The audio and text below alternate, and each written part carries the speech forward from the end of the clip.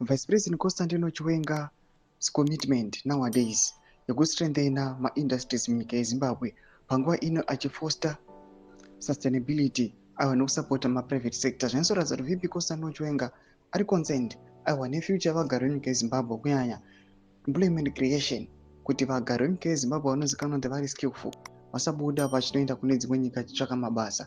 Dodobva subscribe like watonga bell icon. Panguva ino yazviri kuitika panyatsoonekwa kunzi pane succession dispute panapa tinoona kuti tienda paX nderegota anobuda chiposta mapictures seamuri kuona panguva ino in the screen obuda nyora chiti Vice President Constantino Chiwenga together with the Deputy Minister of Industry and Commerce Honorable Raj Modi held a productive meeting with the management of National Foods to review the company's operations, celebrate its notable achievements, and address the challenges currently being encountered.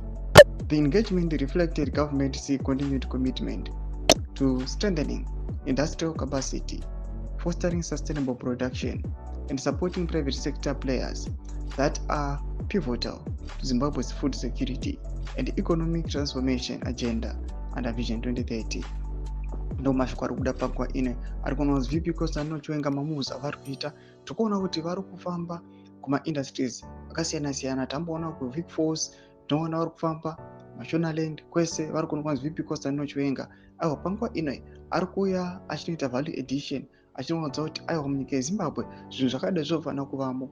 Hapana ma-raw materials achafanira kunge achibuda munyika yedu achinoprocessiwa kune dzimwe nyika. Noda kuti we are losing a lot but isu tiripo vanhu vane njere, vanhu vakadzidza.